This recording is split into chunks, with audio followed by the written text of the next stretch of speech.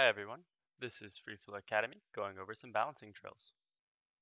A simple drill is just a one-leg balance with your eyes closed.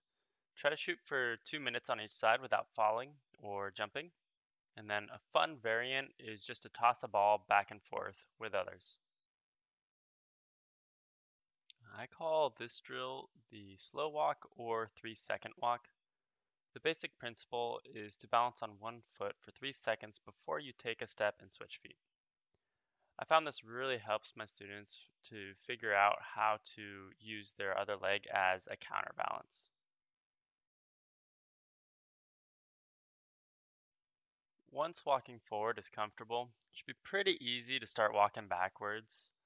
For this drill, I'm trying to really feel the bar before I take a step on it, and this will help me with working on some extra controlled practice, as well as knowing when I've reached the end of the bar.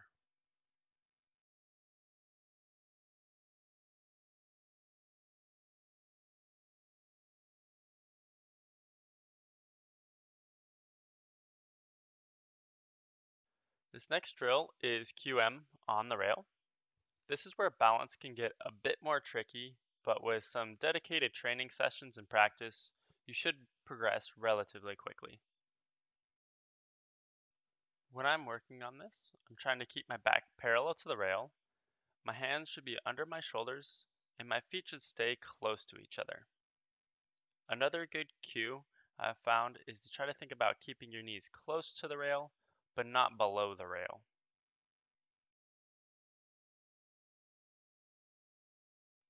These lunge walks are something I work on with my students as soon as they get comfortable standing on the rail because it helps them to learn how to lower themselves down off of the rail instead of just jumping off.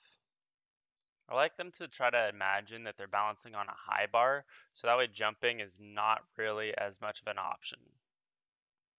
While I'm performing this movement, I'm trying to make sure I use full range of motion by squatting all the way down and touching my back heel and then standing all the way up in between.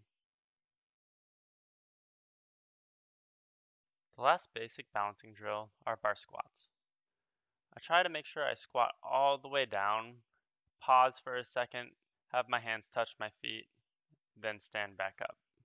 These are great to do if you're starting to work on rail precisions because you're in that same position you'd be landing. Our final note for today is just to remember to practice on all different kinds of surfaces.